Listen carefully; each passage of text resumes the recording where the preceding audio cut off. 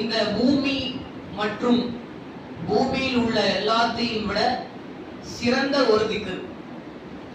பூமி இருக்குல்ல, பூமியில உள்ள எல்லாமே, பூமி சூரியன் எதன் மீது உதிக்கிறதோ அதை எல்லாத்தையும் விட, சூரியன் எதன் மீது உதிக்கிறதோ அது எல்லாத்தையும் விட சிறந்த ஒரு திக்ர் என்னன்னா சுப்ஹானல்லாஹி வல்ஹம்துலில்லாஹி வலா இலாஹ இல்லல்லாஹு வல்லாஹு அக்பர் என்பது அஹப்பு இலைய மிம்மா தலஅத் அலைஹி ஷம்ஸ்.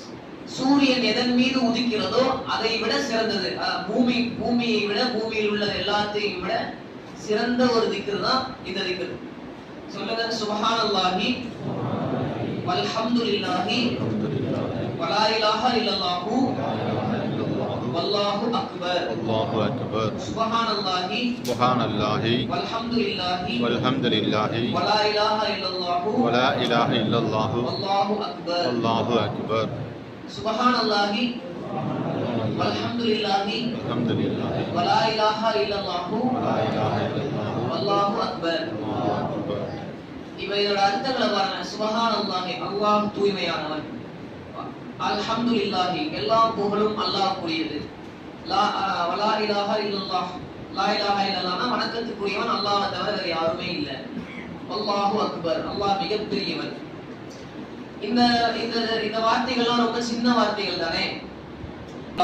வலா இலாஹ இல்லல்லாஹ் வல்லாஹு அக்பர் என்று 5 நிமிஷம் ஒரு சோல்ஃபுல்லா பள்ளிவாசல்ல உட்கார்ந்து இந்த திக்ருகளை செஞ்சு பார்த்தாதான் தெரியும் நம்முடைய நிம்மதி. கொஞ்சம் ட்ரை பண்ணி தான் பார்ப்போமே.